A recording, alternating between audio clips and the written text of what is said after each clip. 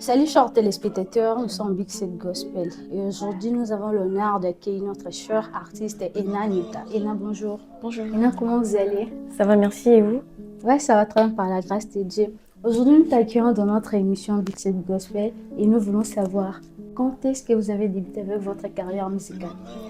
J'ai débuté la musique depuis que j'étais en première secondaire.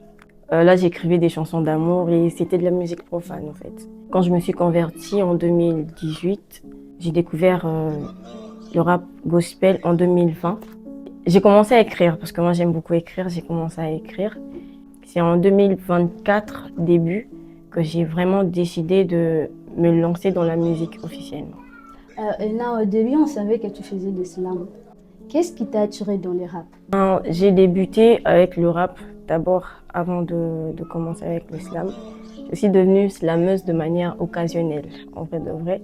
C'était pour une activité des Soukaka, mes grands frères.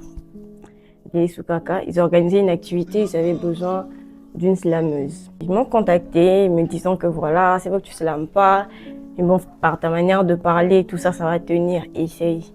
Et là, j'ai essayé avec le slam et ça a tenu. En vrai de vrai, je commençais d'abord avec le rap, mais on m'a découvert par le slam. Mais j'ai pas arrêté avec le slam, je suis toujours dedans aussi. Ena Nyota, il paraît que la chanson Bobby Missina avant KBG créé la polémique. Parle-nous un peu de ça. Yozana Kani. Déjà, merci pour la question, Moon. Je me suis retrouvée par la grâce de Dieu dans deux projets avec Aaron KBG. Le premier, c'était Oekisasa et le deuxième, c'était Personne. Oekisasa, j'ai pas été invitée, mais j'ai gagné le droit de me retrouver dans le projet. Parce que c'est passé par plusieurs chemins, en fait. Je suis passée par un casting, après, c'était un cypher, après, j'ai gagné le droit d'être dans le projet. Et dans Personne, j'ai eu l'honneur d'être invitée par Aaron KBG lui-même.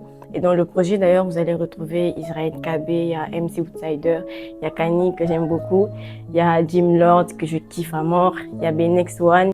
Déjà, il faudrait savoir que dans l'urban gospel, comme dans le corps du Christ, on est une famille. Et une famille n'est pas divisée. Dans une famille, il n'y a pas de camp. Impossible de se ranger dans un camp, donc il n'y a pas de camp.